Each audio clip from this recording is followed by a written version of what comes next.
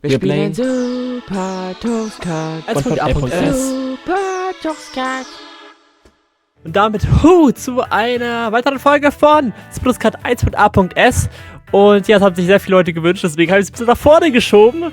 Ich wollte erst ein Video machen über die Updates, aber ich habe mir gedacht, ich glaube, das sind so viele Strecken, die bisher geupdatet wurden. Die mache ich doch mal in ein paar Streams. Und deswegen lohnt es sich auf jeden Fall hier zu abonnieren, schon mal die Glocke anzumachen, denn ihr kriegt auch mit, ich werde auf Twitch und auf YouTube streamen und ihr kriegt damit, wenn ich Super Toastcard streame. Genau, checkt dann am besten dann auch gleich den Streamplan ab, einfach zstream.de, der Link in der Beschreibung, da gibt es unter anderem auch den Streamplan. Aber lange genug geredet, wir schauen uns heute ein paar Maps an, die so gesehen, ja, besonders sind, weil die nicht approved sind. Warum die jetzt genau nicht approved werden, das kann sehr gerne der gute Crystal in die Kommentare schreiben oder jemand, der es weiß.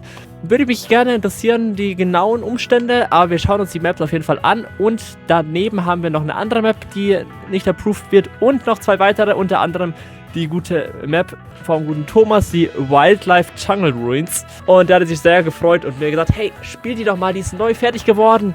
Und ich freue mich schon sehr, sehr drauf. Und das wird dann die 200. Map in diesem Format. Ich dachte, das ist doch schon eine kleine Ehre. Ich denke, das passt. Heute zur Ausnahme gibt es 7 Maps. Ich möchte ab nächster Folge von Splitcard 1.a.s schauen, dass ich nur 5 Maps pro Part schaffe. Ich wollte es nur eben quasi auf eine runde Zahl kommen, damit ich dann bei 200 jetzt bin und dann kann ich wirklich jeden Part dann 5 machen. Ich glaube, das ist dann eine schöne Sache. Aber gut, wir fangen an im Supermarket. Alpha Fix, Trifline Fix for Lab Counting will not be approved. Wir schauen uns das Ganze einfach mal an. 6 Runden sind gewünscht und 4 Cards soll es da geben. Schauen wir gleich mal. Und es sieht doch schon mal ganz nett aus. Wir sind hier in einem wirklichen Supermarkt. Out of Control ist hier Musik aus dem Spiel Revolt. Und wir wurden erstmal schön hier platt gemacht. Wunderbar. Jo, die Musik geht aber hart. Ich muss sagen, ich habe nie Revolt gespielt. Das heißt, ich kenne das Spiel so gesehen nicht wirklich. Ich weiß nicht, ob das jetzt eine Bildungslücke ist oder ob das ein Spiel ist, was jetzt eher nischig in der Szene ist. Aber schöner Acid-Sound hier. Und, okay, es ist eine recht kurze Map. Also die Runden sind recht kurz. Was es aber nicht schlechter macht, würde ich behaupten. Okay, da steht zwar Einbahnstraße, aber darf trotzdem durchfahren. Macht auf jeden Fall Spaß, hier durchzudüsen, muss ich sagen. Ja. Also ist eigentlich eine ganz schöne Map, muss ich sagen. Ich muss mal schauen, wie die in Real Life aussieht, sag ich mal, in dem richtigen Spiel. So, im Großen und Ganzen gibt es hier einiges zu sehen. Automaten. Sie fährt sich auf jeden Fall gut.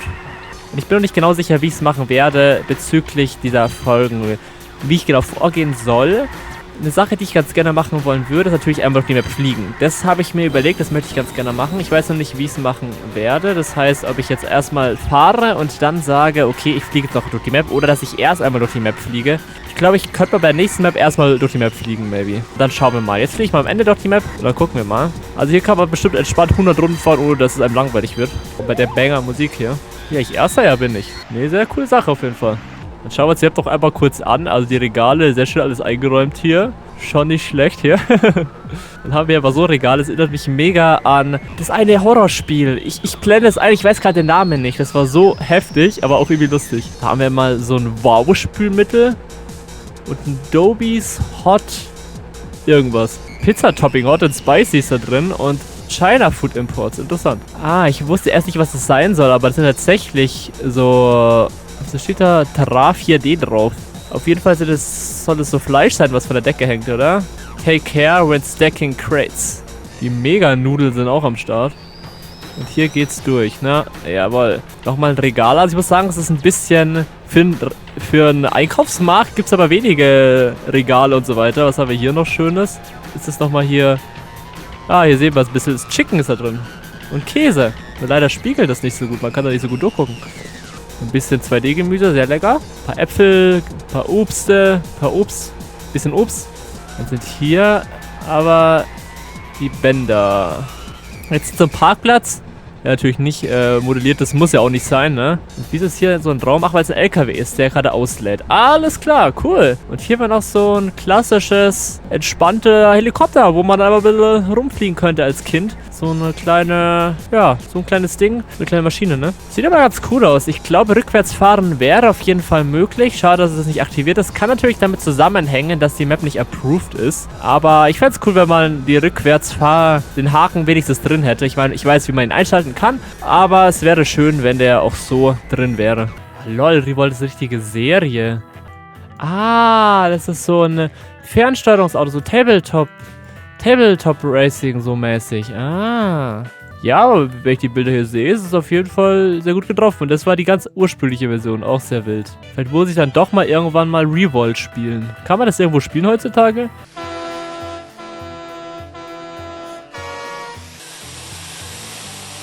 Also ich kenne es auf jeden Fall wieder und das ist eigentlich eine coole Sache. Also ein guter Port, würde ich schon sagen. Das Einzige, was mich gestört hat, ist tatsächlich wirklich, dass man hier bei dem einen nicht reingucken konnte. Das war ein bisschen schade. Und dass es nicht rückwärts möglich war. Das sind die einzigen zwei Sachen.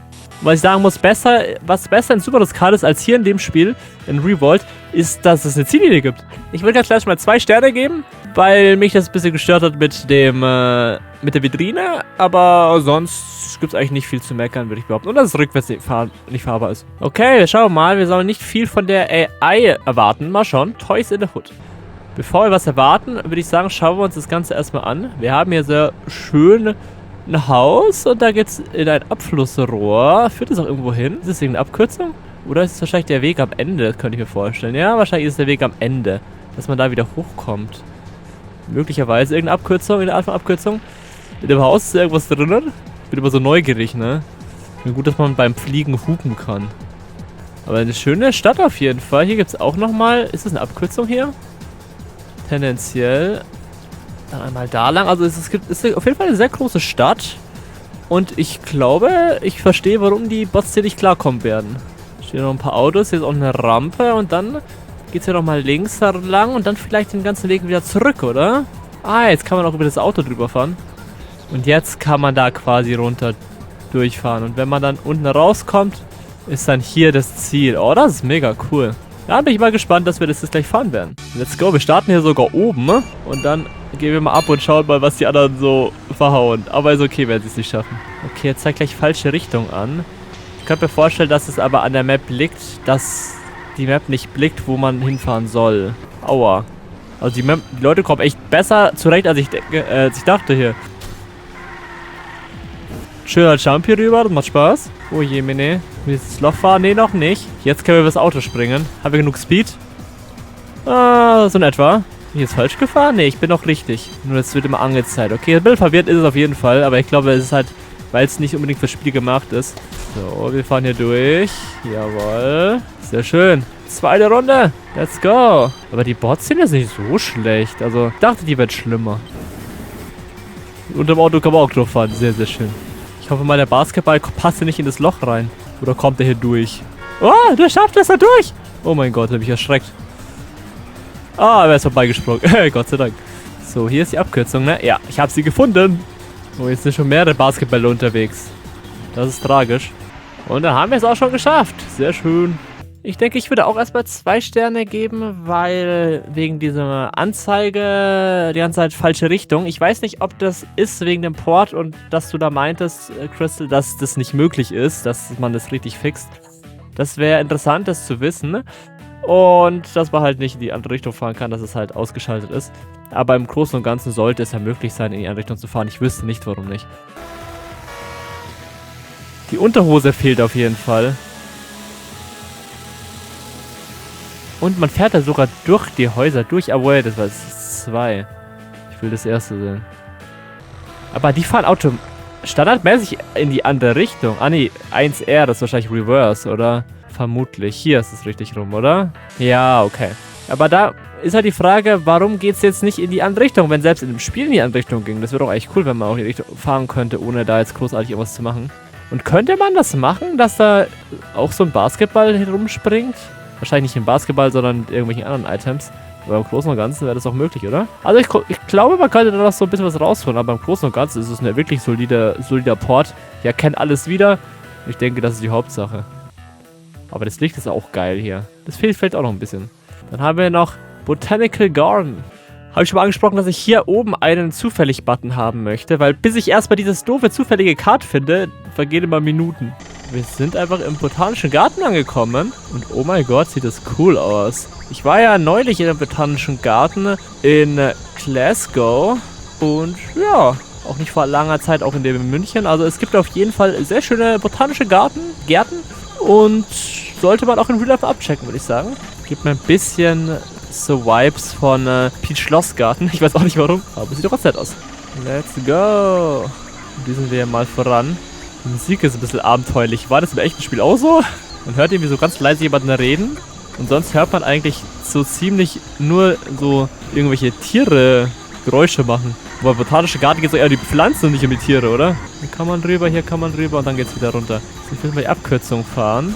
Boah, das ist gar nicht so leicht, die Strecke, ne? Autsch. Wie oft ich im Basketball kriege, ist aber auch wild. Ah, ich hab's wieder verpasst. Wie soll ich die denn nehmen? Ich muss wahrscheinlich links rumfahren und dann eine enge Kurve. Also die Sounds in der Map sind mega laut. Das finde ich ein bisschen shit. Oh, wait, da kommt auch hoch. So, jetzt halte ich mich mal links. Ja, cool. Ich glaube, da soll ich nicht hoch sein. Aber die Kurve ist sehr heftig, weil ich glaube, die war wahrscheinlich im echten Game auch so. Ja, genau, so kann man hier fahren. Das ist sogar cool. Ah, da kann man da fahren. Ah, das ist so ein cooler Weg. Na, das war zu früh. Komme ich da wieder hoch überhaupt? Wait, man kann auch die andere Seite fahren. Ja gut, das bin ich schon drin. Aber vom Spaßfaktor ist die echt ganz cool, die Map. Und man kann die auch sehr, sehr gut fahren hier. Also leicht ist sie zwar nicht, aber spaßig auf jeden Fall. So, ich will mal hier rechts fahren. Bringt aber auch nicht wirklich was, ne? Kann man eigentlich rückwärts fahren? Könnte man einrichten, denke ich. Ich bin echt letzter. Bin ich so schlecht hier? Oder hat irgendeine Runde nicht gezählt? Das weiß ich jetzt nicht. Aber vielleicht kann ich den Tux doch einholen. Hey, ich bin drüber gesprungen. Frech. So, dann schaue ich mir das hier noch kurz an. Ah, dann kann man hier so fahren und dann hier so runterjumpen. Mit dem Speed. Ja, ich würde sagen, im Großen und Ganzen eine ganz coole Map. Ich bin nur wieder bei 2 Sternen, weil dieser Ton aber so laut ist. Kann man den irgendwie von Default ein bisschen leiser stellen und halt, dass man nicht rückwärts fahren kann. Das ist schade. Kann man zwar einstellen, ich weiß, aber ich bewerte ja, wie es jetzt gerade ist. Und ich möchte, wenn ich ein Noob bin, so wie ich es eben bin, möchte ich einfach so, wie das Spiel ist, einfach nur auf Installieren drücken und das so spielen und alle Features haben. Genau, deswegen gibt es hier auch 2 Sterne. Mein Gott, war das gerade laut, meine Ohren. Also Portal ist sehr, sehr gut getroffen und ich finde es auch cool, dass da die ganzen Items, wie die eben gesetzt wurden. Aber ich bin sehr entspannt, dass die diese Kurve auch nicht schaffen. Diese Kugel wäre auch cool, wenn es die in der Zuflusscard-Variante gäbe. Dann haben wir noch das Museum 2. Sieht sehr, sehr special aus. Und auch hier schauen wir uns das Ganze mal an. Wheels of Steel. Boah. Also, wenn ich ins Museum gehe, dann läuft da normalerweise nicht so eine Techno-Musik. Aber warum auch nicht? Also, entweder man geht hier in den verbotenen Bereich. Danger. Okay, das ist der verbotene Bereich. Und sonst kommt man hier einfach den richtigen Weg lang, ne? Upsala. Das ist schon, dass ich nicht mehr raustäbe. Genau, hier ist der andere Bereich. Man kann dann entweder hier runterfahren. Wir können vorstellen, dass mir ganz links vielleicht irgendwelche besonderen Items sind, obwohl, ne, ist es gar nicht. Das heißt, es macht gar nicht so viel Sinn, da rumzufahren. Hier ist nur eine Tür, die nirgendwo hinführt. Ich weiß nicht genau, was dieses Museum wirklich ausstellt, weil, ja, diese weißen Screens oder was auch immer das ist. Ah, jetzt kommen wir zum spannenden Bereich. Ah, ja, der Mond und die Erde und was auch immer. Das verstehe ich nicht ganz, aber interessant. Ja, so ein bisschen Mondlandung mäßig und dann gibt es hier eine schöne Endgerade, oder? Ne, ist doch gar nicht die Endgerade. Jetzt geht's hier erstmal zur Sonne. Yo, die sieht mega geil aus. Geht's hier einmal entlang. Wenn ich mal schaue auf der Karte, dann ist es ja noch richtig lang, ne? Die Map ist ziemlich lange. Und auch eine Rakete. Der Mond wurde auch ein bisschen gestreckt. Space Race. Space Race. Das Space Race ist doch ein Modus aus Headbangers Rhythm Royal. Auch ein tolles Spiel. Wo sind wir denn jetzt gelandet? Bei Dinosauriern? Dinosaurs. Gibt's hier Secrets? Triceratops. Und dann haben wir noch so ein paar Artikel. Sieht ein bisschen nach Ägypten aus. Ja, sieht sehr nach Ägypten aus. Boah, das ist das schönste Exponat auf jeden Fall, würde ich sagen. Oder das hier. Hier gibt es noch ein paar Säulen. Dann geht es den Gang hier noch weiter hinter. Und dann sind wir hier auf der Endgeraden, wo wir nochmal 2 Dinosaurier sind. Ich dachte gerade, die bewegen sich. So, tun sie aber nicht. Und dann hier ist das Finale. Nee, wait, wait a minute. Ich bin irgendwo falsch abgebogen, glaube ich. Um ehrlich zu sein, glaube ich, bin aber die falsche Richtung geflogen. Aber gut, never mind. Wir fahren jetzt die andere Richtung. Es ist sehr eng hier, aber wir kommen schon irgendwie vorbei. Die wäre sicher lustig in Folge den Spitzenreiter oder so. Das könnte ich mir lustig vorstellen. Space Race. Ich dachte mir schon, weil dieser Pfeil da irgendwie in die andere Richtung ging, dachte mir so, hä, das war doch gar kein Net. Ich habe in die falsche Richtung gefahren, nicht Profi. Und die Sonne sieht mega cool aus. Wow, was ein schöner Hit. Und genau, jetzt sind wir hier von der Richtung hier. Ah, hätte ich jetzt die anderen Weg fahren können. Machen wir vielleicht nächste Runde, aber die Runde ist an sich sehr lange. Ne, also die Map finde ich eigentlich wirklich nice, auch von den ganzen Sachen, was da abgeht. Diese Sonne ist einfach das Highlight, würde ich behaupten. Ich meine, was für ein krankes Museum ist das bitte? Dieser Raum ist auch so wunderschön hier von den ganzen Neonlichtern. So, jetzt will ich mal die Abkürzung fahren. Das ist hier oben links. Ja, genau. Erstmal da reinfahren. Das ist eine gute Idee. Jaha! Oh ja, ist auf jeden Fall eine coole Abkürzung, obwohl ich zu blöd dafür bin, aber an sich ein cooler Weg. Ich sollte einfach blind fahren, dann fahre ich besser, glaube ich. Yo, ist der Schleimweg oder was? Der Kaugummi Way, der Gumway. Oh ja, fantastisch. Oh, ich hätte es behalten können für den Weg hier, ne? Das wäre vielleicht cool gewesen. Ah, nein! Frech. Das ist eher ein Item und ich nicht. Ja.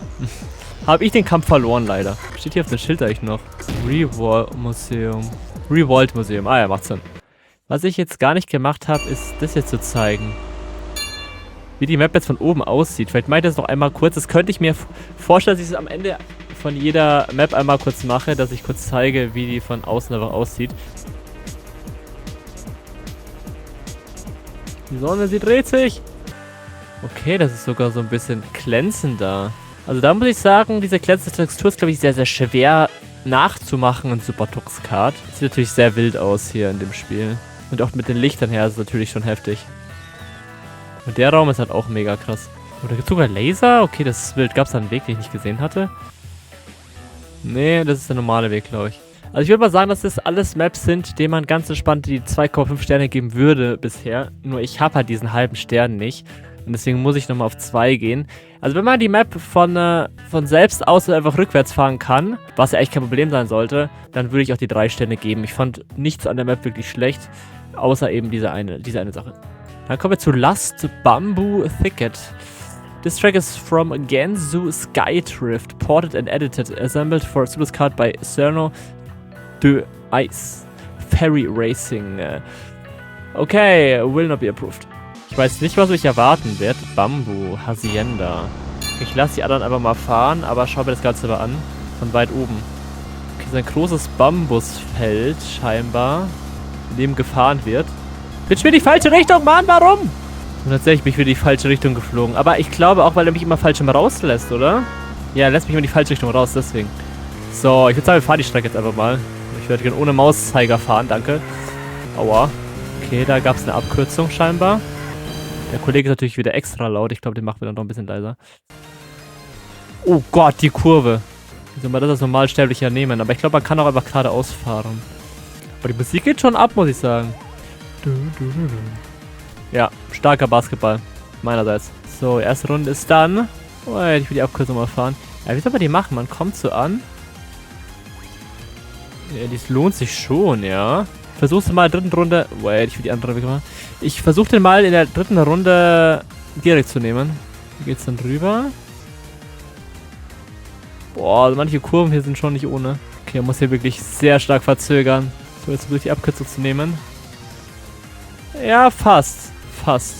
So, jetzt kann man links oder rechts fahren. Ich fahre mal den rechten Weg und dann geradeaus. Ah ja, das funzt auf jeden Fall.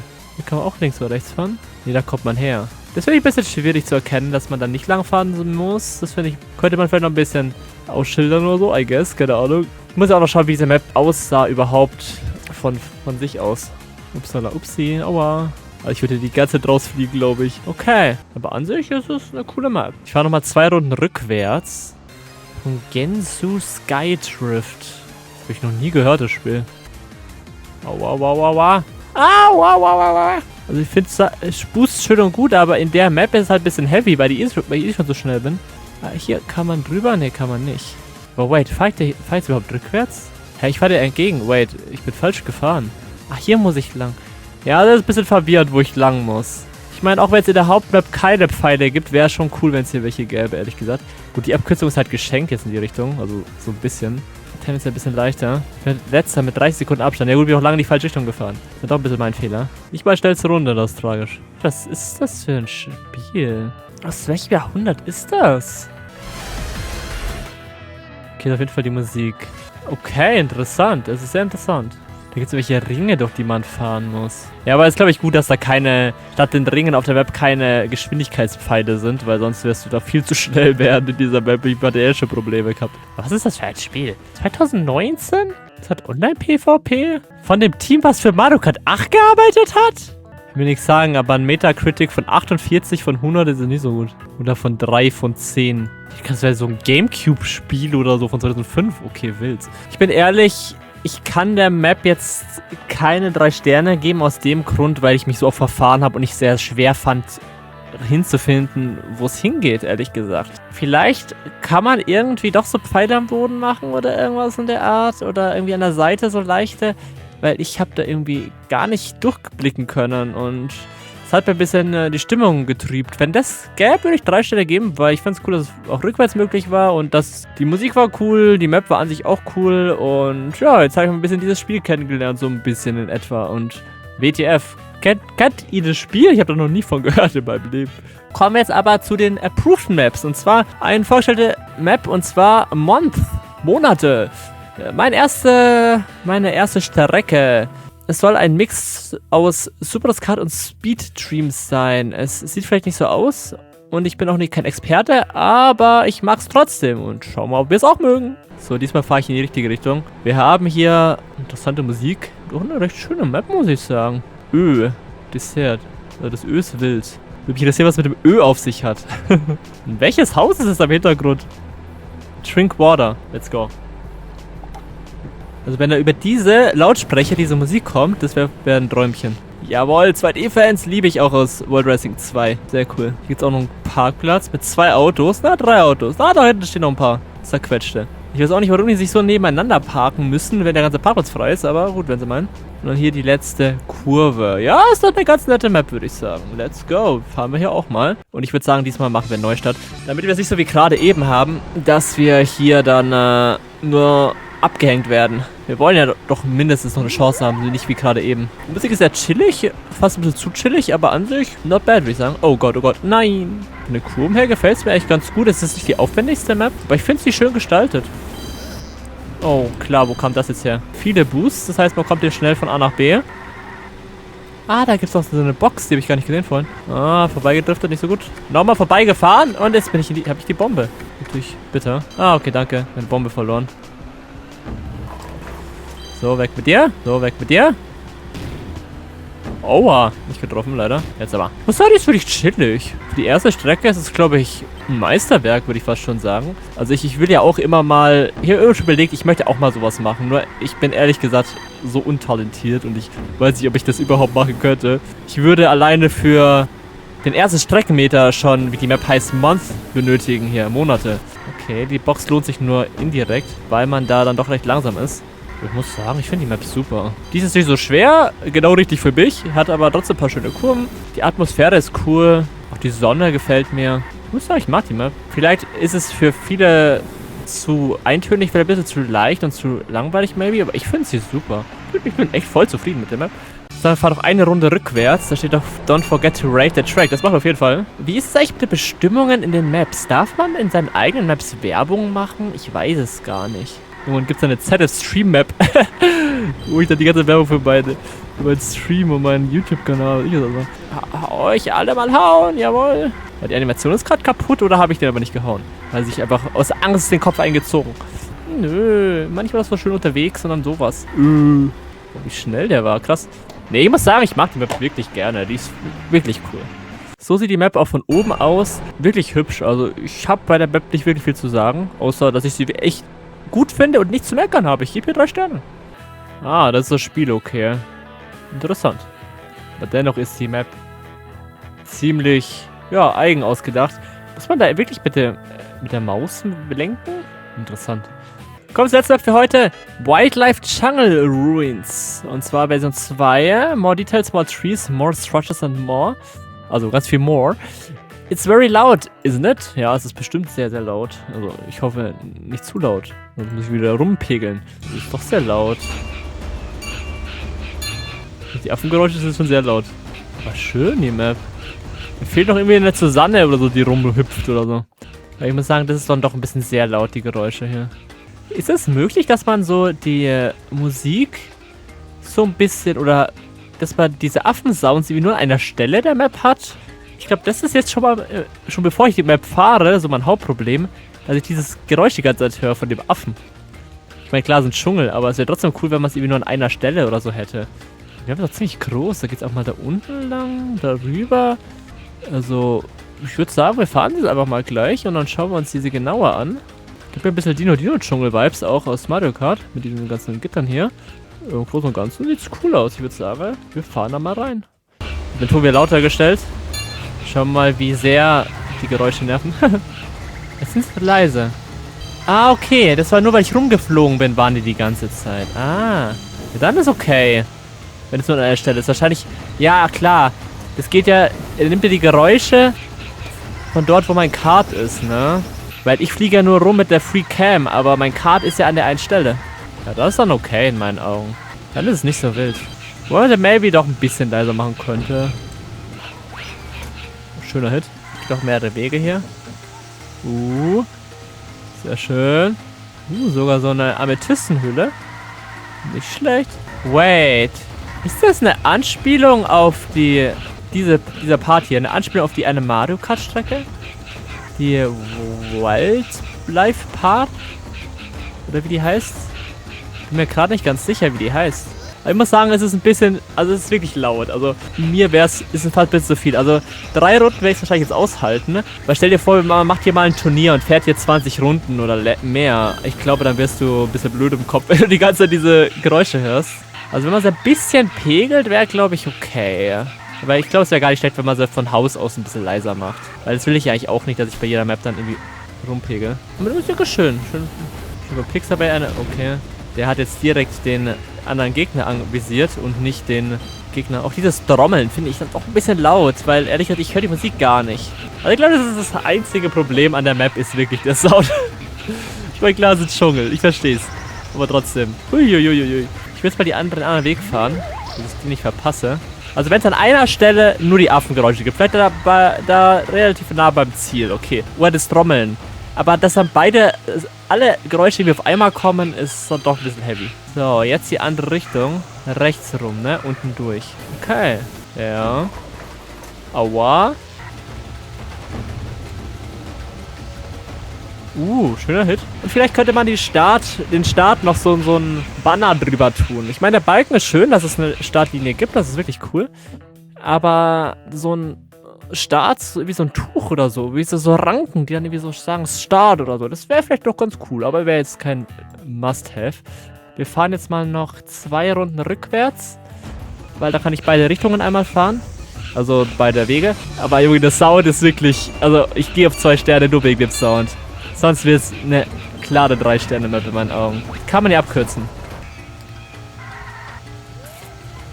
Das ist eine Frage, die ich mir stelle. Wenn man hier nicht abkürzen kann, wäre das schlecht. Weil ich dann noch eine extra Runde extra fahren müsste. Aber ich bin noch Erster, also alles bisher gut. Ich muss schon sagen, dass mir die Map in die Richtung besser gefällt. So, das Ziel ist da hinten. Ich dachte gerade, das wäre das Ziel schon gewesen. Dann den coolen Sprung auch in die andere Richtung. Aua, aua. Nee, es zählt nicht. Ja, okay, das sind 2 Sachen, die nicht gehen in meinen Augen. Wenn ich mich jetzt zurücksetze, bin ich hier. Du musst jetzt alles nochmal fahren. Du bist letzter. Also 2 Möglichkeiten. Entweder du machst einen Trackpoint, also da, wo halt geschaut wird, dass man auf der Strecke ist, hier hin zu dem Tunnel, dass man da eben abkürzen darf. Oder man muss irgendwie mit Wänden oder unsichtbaren Wänden arbeiten. Weil, ja, sonst passiert das wie mir. Ich meine, woher soll ich wissen, dass ich hier nicht fahren darf? Da steht ja kein Schild, bleib auf der Strecke. Und das hier finde ich... Ist das jetzt das normale Ziel sonst? Nee. Oder doch? Nee. Nee. weil es so anders aussieht. Sieht halt aus wie das Ziel, aber ist es nicht, ne? Das ist dann einfach ein anderer Balken. Deswegen fände ich umso mehr besser, wenn über dem Zielbalken quasi irgendwie ein Tuch oder irgendwas hängen würde.